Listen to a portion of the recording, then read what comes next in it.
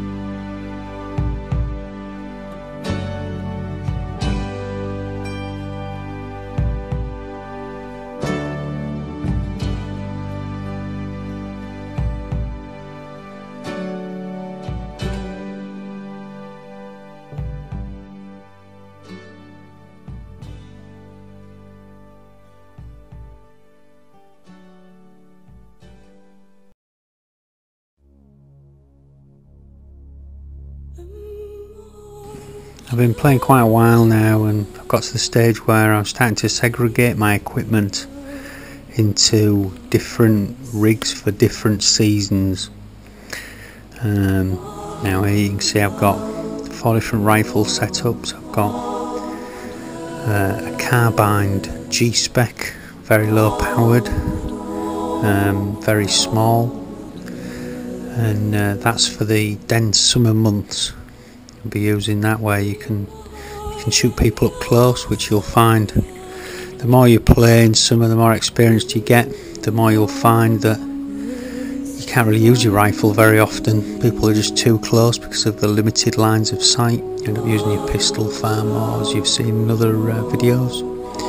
So this is an effort to make a rifle specifically for those dense summer months. Moving on, we're now looking at the BAR10, which is around 370 feet per second. Now this is more of a spring autumn setup, and you've got a bit more range. Again, you don't have to watch safety too much. It's only got a short range where it's any more powerful than using electric up close, but you've still got to be wary. You could use it in summer as well, depending how you intend to play. If you're looking for long shots in summer, 60 yards, then it's quite a nice platform. It's very quiet as well, and as you can see, yet again, it's quite minimal. I've got a gas rifle at the bottom there. That's a Tanaka m40a1 with a G&G power pack parts installed in the magazines only. I've got 2 magazines for this, as you can see on the stock. There is a zipped pocket where you can fit the second magazine. Now the magazines only hold 11 shots, so you're far more likely to need your second mag earlier on. It does add quite a bit of weight to the gun. The magazines are very solid metal, hefty construction, and with a pouch on it does feel a little bit cumbersome now taking the bipod off, but you get used to it. Other than that, I've saved some weight on the scope. It's a compact scope, which is a 1.5 to 5 by 20. The very small front optic is far easier to conceal. And this Tanaka gas rifle is my highest powered rifle. It's PCS, so you can turn the power down. You can also fit a CO2 rig in this butt pouch, and basically that can run over 600 feet per second.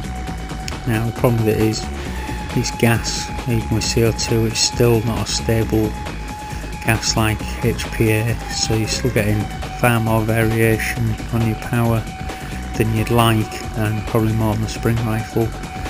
And obviously it's also got cool down, so you want to control your rate of fire, and also it's dependent on temperature.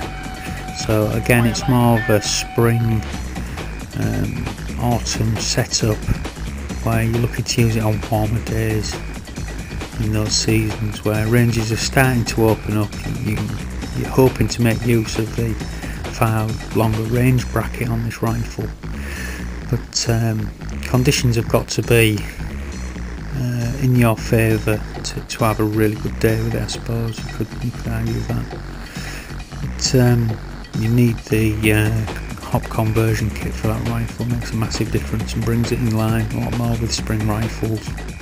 With the bipod is 485 feet per second VSR that's got the full layer laps upgrade in it, with the 0 trigger, and again the Firefly hard hop rubber. With the laser rangefinder and the graduated scope reticule, it's graduated right to the bottom. You can lob shots out to 95 yards, 100 yards if you're firing slightly downhill. which isn't bad really for a 485 feet per second rifle. We've coupled that with the blaster 0.40 gram tan coloured pellets, and getting excellent results. So that's definitely going to be my winter rifle. It's not dependent on temperature. It's long range and consistent, which is what you need in winter, because obviously you've got less cover, ranges open up, there's more wind, you need the heavier pellets, and I just think it trumps the gas rifle in winter. I think it's just far simpler, bigger magazines. Doesn't matter if you've had it out all night and been in sub-zero conditions, you don't have to worry about all that. Something less to worry about, so you can concentrate on your game. So that's the winter setup. I mean, yeah, you know, most people have one rifle that they drag around all 4 seasons here, yeah, and that's generally the setup that they use. But yeah, in winter it's a top platform. But the other seasons you have to be in the right place generally to get people in the range bracket without it being too close, to avoid the minimum engagement rules. So you know, you end up doing more pistol play. So as you can see, I've tried to get up these 4 rifle choices as linked to the seasons and conditions, and easy then just to pick up your bag and go.